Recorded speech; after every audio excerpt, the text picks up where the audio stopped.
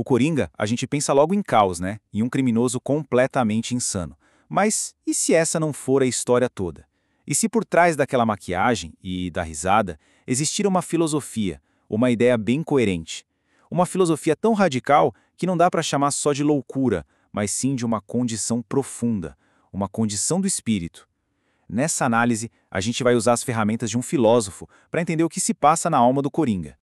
A pergunta parece fácil, mas as respostas de sempre mal, psicopata, anarquista, parecem que ficam curtas. Elas descrevem o que ele faz, mas não exatamente o que ele é. Para sacar de verdade a força que ele representa, a gente precisa de um jeito novo de olhar, um diagnóstico que vai além da psicologia e entra no campo do próprio ser.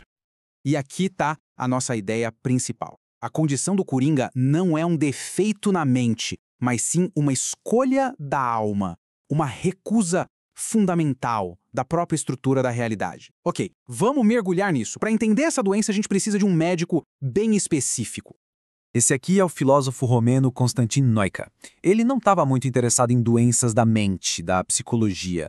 O foco dele era o que ele chamava de doenças do espírito, os jeitos como o nosso próprio ser pode adoecer, se desviar ou até quebrar. Ele basicamente nos deu um mapa para entender como a realidade se encaixa e como ela pode desmoronar.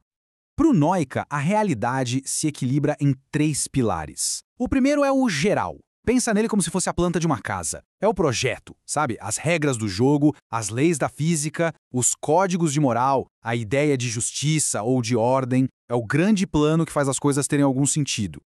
O segundo pilar é o individual. Se o geral é a planta, o individual é a casa específica que está sendo construída. Sou eu, é cada pessoa, cada objeto, como esta cadeira, ou até mesmo Batman. É a coisa concreta e única que existe no mundo real, tentando seguir o projeto do geral. E o terceiro pilar são as determinações. Bom, esses são os tijolos, as janelas, o cimento, são as nossas ações, as nossas escolhas e qualidades que constroem a nossa casa individual seguindo aquela planta. Um espírito saudável é uma casa bem construída, onde o projeto, a construção e os materiais estão em perfeita harmonia. Mas e quando não estão? Com base nisso, o Neuka mapeou direitinho como essa harmonia pode quebrar. Ele identificou 6 doenças do espírito, algumas são tipo carências, como se faltasse um ingrediente na receita. E outras são recusas, quando a pessoa escolhe de propósito jogar o ingrediente fora. Para diagnosticar o Coringa, a gente vai focar em 2 dessas recusas. E aqui a gente chega no coração do problema do Coringa. A doença principal dele não é a falta de alguma coisa, mas sim uma rejeição ativa, inteligente de todo e qualquer tipo de regra.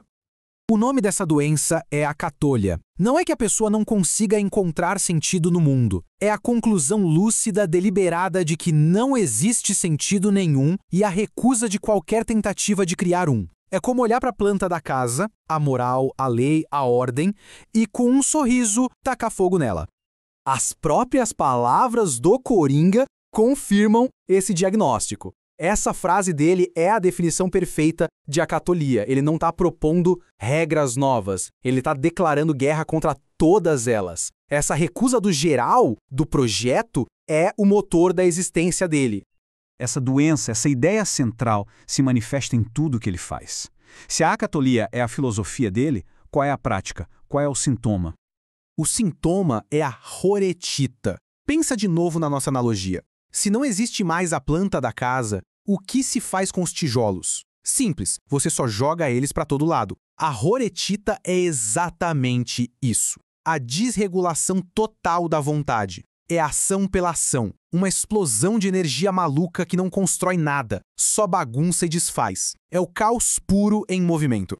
É muito importante entender essa diferença. Um revolucionário também destrói, mas é para construir uma ordem nova, com uma planta nova. O Coringa não tem uma planta nova.